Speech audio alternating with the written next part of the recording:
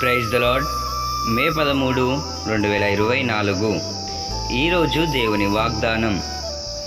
నీతిమంతులు మొర్రపెట్టగా యెహోవా ఆలకించును, వారి శ్రమలన్నిటిలో నుండి వారిని విడిపించును. 34వ కీర్తన 17వ వచనం. The righteous cry and the Lord hears and delivers them out of all their troubles. The book of Psalms chapter 34 verse 17.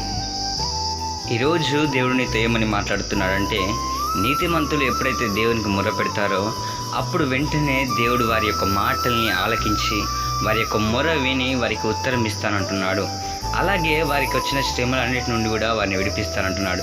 కాబట్టి మనం ఏం చేయాలంటే, నీతి కలిగి దేవుని యందు భయం భక్తి కలిగి ఎప్పుడైతే మనం నీతిమంతులుగా జీవిస్తామో అప్పుడు దేవుడు మనం మొరపెట్టగానే మనకు ఉత్తరం ఇస్తాడు.